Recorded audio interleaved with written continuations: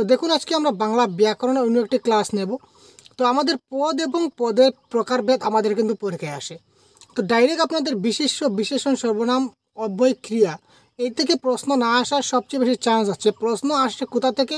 একদম ভিতরে ভিতরে থেকে প্রশ্ন আসে। যেমন কি একটা বাক্য দিয়ে দেবে, দিয়ে বলবে যে এই পদটা কী ধরনের বিশেষ্য পদ। বিশেষ্য পদের কয়েকটা প্রকার রয়েছে: গুণবাচক বিশেষ্য, জাতিবাচক বিশেষ্য, নামবাচক বিশেষ্য। তো বাক্য দেখা মাত্রই আপনি সঠিক আনসার কী করে করবেন এবং এটা চেনার সবচেয়ে সহজ উপায় কি, এটা আমি আপনাদের ডিসকাস করব। তো এই ক্লাসটা যদি আপনারা ভালো করে দেখেন তাহলে বিশেষ্য পদ থেকে যে কোনো প্রশ্ন আপনার পরীক্ষায় যদি আসে তাহলে আপনি 100% কনফার্ম আপনি সেটা কারেক্ট করতে পারবেন। তো চলুন দেরি না করে আমরা তাড়াতাড়ি মূল ক্লাসে চলে যাই। তো আজকে আমরা ডিসকাস করব বিশেষ্য পদ এবং প্রকারভেদ।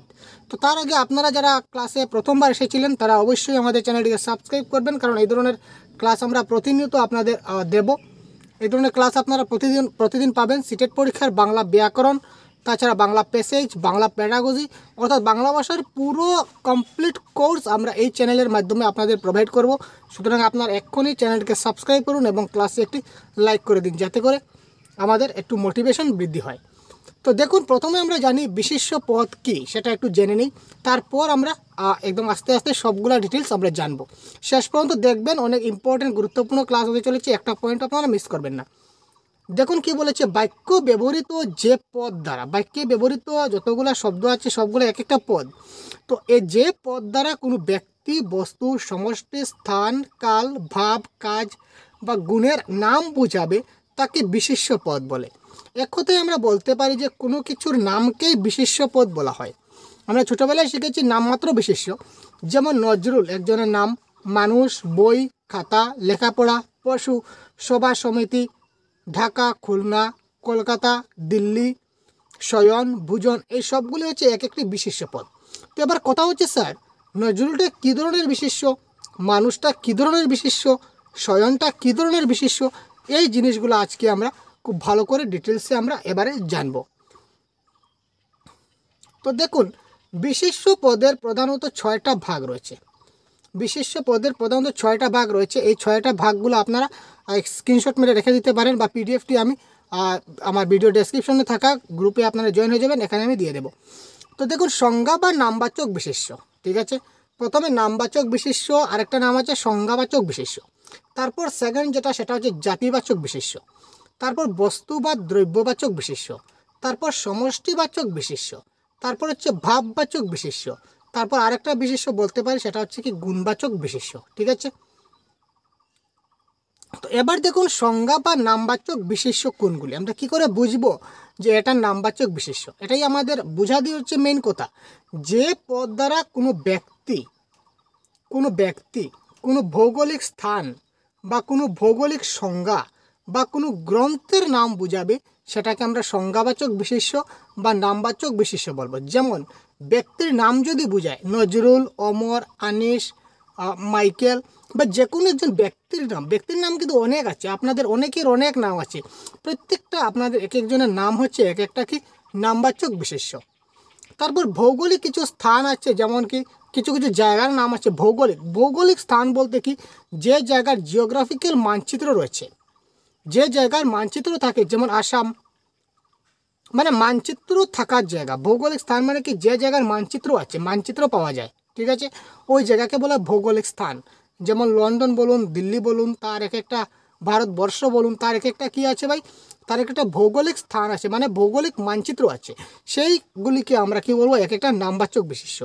তারপর ভৌগোলিক সংজ্ঞা, যেমন যার একটা ভৌগোলিক সংজ্ঞা আছে, যেমন হিমালয়ের একটা ভৌগোলিক সংজ্ঞা আছে, আরব সাগর, বঙ্গোপসাগর, ভারত মহাসাগর, এই ধরনের জিনিসগুলো এক একটা ভৌগোলিক সংজ্ঞা, এইগুলো এক একটি হচ্ছে কি নামবাচক বিশেষ্য। তারপর বিভিন্ন গ্রন্থের নাম, অনেক রাইটার, অনেক লেখক, অনেক কবিরা অনেক গ্রন্থ লিখেছিলেন, এই এক একটা গ্রন্থ, প্রত্যেকটা গ্রন্থ এক একটা নামবাচক বিশেষ্য। যেমন কয়েকটা উদাহরণ দিচ্ছি, গীতাঞ্জলি, অগ্নিবীণা, দেশে বিদেশে, এই ধরনের অনেক গ্রন্থ আপনারা পাবেন, সে প্রত্যেকটা গ্রন্থ কি এক একটা নামবাচক বিশেষ্য। তারপর দেখুন, জাতিবাচক বিশেষ্য, যে পদ দ্বারা কোনো এক জাতীয় প্রাণী বা এক জাতীয় পদার্থ তার সাধারণ নাম বোঝাবে তাকে জাতিবাচক বিশেষ্য বলবে। যেমন মানুষ, এখানে দেখুন আমি আগে বলেছিলাম নজরুল বা রহিম বা যদু বা করুণা, ঠিক আছে, বা মায়া বা মমতা, এই এক একজন হচ্ছে মানুষের নাম। এখানে নজরুল একজনের নাম, রহিম একজনের নাম, যদু একজনের নাম, মায়া একজনের নাম, করুণা একজনের নাম, মমতা একজনের নাম। এই সবগুলো হচ্ছে এক একটা নাম। এই যে নামগুলোকে আমরা আলাদা করে সেটাকে এক একজনকে আমরা নাম ধরে ডাকবো, তো এটা হচ্ছে কি নামবাচক বিশেষ্য। আর সবগুলোকে একত্রে আমরা কি বলতে পারি, সবগুলোকে একত্রে আমরা বলবো এই সব হচ্ছে কি এক একজন মানুষ। মায়া, করুণা, রহিম, নজরুল, যদু, এই সব কি তারা কি, তারা হচ্ছে মানুষ জাতীয়। সুতরাং এই মানুষ যে পদার্থ বা মানুষ যে শব্দটা, এই শব্দটা হচ্ছে কি জাতিবাচক বিশেষ্য। যদি গরু বুঝাই, গরু বলতে কিন্তু পার্টিকুলার কোনো এক গরুকে বোঝানো হয়েছে না, অনেক গরুকে বোঝানো হয়। যেমন পাখি, পাখি বলতে আমরা নির্দিষ্ট এখানে কোনো পাখি আমরা বলি যে নির্দিষ্ট যদি একটা পাখি বলি যে ওই পাখি আমার বাড়ির ময়না পাখি বা আমার বাড়ির ময়না পাখি, এটা হচ্ছে ময়না একটা নির্দিষ্ট, সেটার নামবাচক। আপনি একটা আপনার বাড়িতে একটা ময়না পাখি পালন করছেন বা তুতা পাখি পালন করছেন, তার একটা নাম রেখেছেন, সেটা হচ্ছে নামবাচক। কিন্তু এই যে ওভারঅল যেটা সম্প্রদায়, যে পাখি গোষ্ঠী, সবগুলোকে আমরা পাখি যে শব্দটা, এগুলোকে অনেক পাখি বোঝানো হয়েছে। সুতরাং এটাকে আমরা কি বলবো, এটা হচ্ছে একটা কি জাতিবাচক বিশেষ্য। যেমন বরাক, ব্রহ্মপুত্র, বরাক হচ্ছে একটা নদীর নাম, বরাক কি একটা নদীর নাম, সেটা হচ্ছে নামবাচক। ব্রহ্মপুত্র একটা নাম, এটা হচ্ছে নামবাচক। কিন্তু বরাক, ব্রহ্মপুত্র, গঙ্গা, যমুনা, এই সবগুলিকে নদী বলতে আমরা এই সব নদীগুলাকে একটা নির্দিষ্ট মানে নামে জানি। এই সবগুলো হচ্ছে এক একটা কি নদী। সুতরাং নদী যে শব্দ, এটা হচ্ছে কি জাতিবাচক বিশেষ্য। মানুষ, গরু, পাখি, গাছ, পর্বত, নদী, ইংরেজ, এই সবগুলা কি এক একটি কি জাতিবাচক বিশেষ্য। পরবর্তী বস্তু বা দ্রব্য, সেটা আপনারা জানেন। যে পদে কোনো উপাদানবাচক পদার্থের নাম বোঝাবে তাকে বস্তু বা দ্রব্য, মানে যে কোনো একটা বস্তুর নাম বোঝাতে হবে। যেমন বই, বই বলতে আমরা একটা বস্তু বুঝি, খাতা বলতে একটা বস্তু বুঝি, কলম বলতে একটা বস্তু বুঝি, চাল বলতে একটা বস্তু বুঝি, পানি বলতে একটা দ্রব্য বুঝি, লবণ একটা দ্রব্য বা বস্তু। এই ধরনের যতগুলা জিনিস থাকবে সবগুলি, যেমন বাটি, মাটি, চিনি, থালা, এই সবগুলা কি এক একটা দ্রব্য বা এক একটা বস্তু। এইগুলাকে আমরা কি বলবো, বস্তু বা দ্রব্যবাচক বিশেষ্য বলবো। তারপর সমষ্টিবাচক, সমষ্টি মানে কি কয়েকটি মিলে একটি দলগতভাবে থাকে। যেমন সভা, সভা কি আমরা একাকী সভা গঠন করতে পারি? সভা কি আমরা আমি একজনে কি সভা করতে পারবো না? সভা বলতে কয়েকজন মিলিত হব, তখন গিয়ে সভা হবে। তাই জনতা, সমিতি, পঞ্চায়েত, পঞ্চায়েত কি একলা কি পঞ্চায়েত হবে? আমি একলা কি বলবো যে আমি একাই পঞ্চায়েত? না, একা বলতে পারবো না। সবাই মিলে একসঙ্গে যখন কাজ করব, সবাই মিলে যখন একটা দল গঠন হবে, দ্যাট ইজ কল পঞ্চায়েত।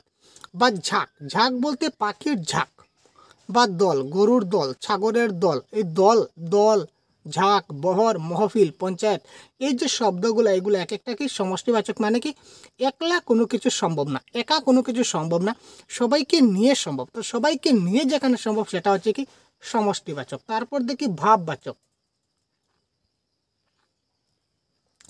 যে বিশেষ্য পদ ক্রিয়ার ভাব বা কাজের ভাবকে বোঝাবে তাকে আমরা বিশেষ্য পদ বলবো। যেমন শয়ন, শয়ন, ঘুমন, গমন, দর্শন, ভোজন। শয়ন, শয়ন বলতে একটা কাজের কথা বোঝাচ্ছে, কি কাজ, যে আমি ঘুমাবো। ভোজন, ভোজন বলতে কি আমি খাবো। দর্শন মানে কি আমি দেখব, সে দেখার একটা নাম রয়েছে, যে দেখার যেটা নাম সেটা দর্শন, খাওয়ার একটা নাম, ঠিক আছে, বা ঘুমানোর একটা নাম শয়ন, খাবার একটা নাম হচ্ছে ভোজন। তো এই ভাববাচক বিশেষ্য চেনার একটা শর্টকাট পদ্ধতি, ম্যাক্সিমাম ক্ষেত্রে প্রায় 90%, 100% হবে না, 90%-এর ক্ষেত্রে শব্দের শেষে কী থাকবে, দন্ত্যন্য থাকবে। শব্দের শেষে দন্ত্যন্য থাকে তখন আপনারা দেখে নেবেন, সেটা ভাববাচক বিশেষ্য হবে 90% ক্ষেত্রে, সব ক্ষেত্রে হবে না। তারপর দেখুন গুণবাচক বিশেষ্য কী রয়েছে। তো গুণবাচক বিশেষ্য বলতে যে পদ দ্বারা কোনো ব্যক্তি বস্তুর গুণের নাম বোঝাবে, গুণের দোষের যখন নাম বোঝায় তখন তাকে আমরা গুণবাচক বিশেষ্য বলবো। যেমন মধুরতা, তারল্য, তিক্ততা, তারুণ্য, সৌরভ, স্বাস্থ্য, এগুলো এক একটা গুণের নাম বা দোষের নাম। যৌবন, সুখ, দুঃখ, এগুলা ব্যক্তি কিংবা বস্তুর গুণের নাম বোঝাচ্ছে, তাই সুতরাং সেটা হচ্ছে কি গুণবাচক বিশেষ্য।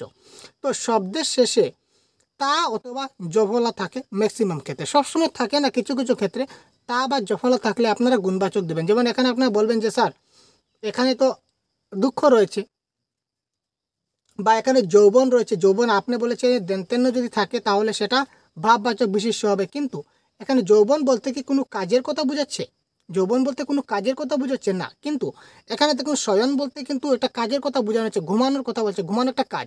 তো যখন কোনো কাজ বুঝাবে তখন সেটা হবে ভাববাচক বিশেষ্য। আর যদি গুণ বুঝায়, যেমন যৌবন, আমার যৌবন রয়েছে, ঠিক আছে, তো এটা একটা গুণ, ঠিক আছে, যখন গুণ বুঝাবে তখন সেটা গুণবাচক বিশেষ্য হবে। তো এই ছিল আমাদের আজকের 6টা বিশেষ্য পদের প্রকারভেদ।